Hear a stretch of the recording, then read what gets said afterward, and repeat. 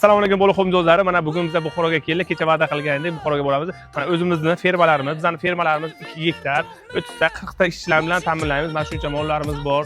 Hammasini yetishtirib, mol, qo'y, tovuq, hamma narsalarimiz bor. Mana chiroyli mana shu mollarimiz mana qarang. Shu buni ko'rib maza qilasiz-da buni. Buni go'shtidan kanasha chiroyli, shirin ovqatlar chiqadi-da. Mana shu narsalarni hammasini Buxoroga qilib mana yetishtirganmiz mana shu o'zimizda fermalarimiz.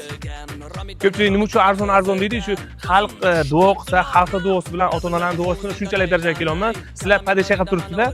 Biz ham padisha qilib mana shunchalik darajaga ovqatlarni chiroyli, arzon xalqni ko'ngdagi narsalarni chiqarib beramiz, xudo xolasa. Mana do'stlarim, o'sha mana hozirgi sigirlarimiz ko'rsatdik-ku, mana bu bolalari bo'ladi. Bularni mana oymoy tug'ilganini addenni qilamiz-da. Noyabrga tug'ilganini addenni, dekabrga tug'ilganini addenni. Bolaxon do'stlar, nariyoq tomonlarni hozir ko'rsatdik. Mana ikkinchilari bo'ladi. Bularni o'sha yoshiga qarab ayiraveramiz, katta kichigi bo'ladi. Nima uchun shirin chiqadi deysizmi? Mana bu go'shtdan keyin kanasha bolaxon ovqatlari, po'rlari, qo'li shirin bo'lgandan keyin ovqatlari ham shirin bo'ladi, go'shtlari ham. Chunki o'zimizning mesda go'shtlardan ishlatamiz.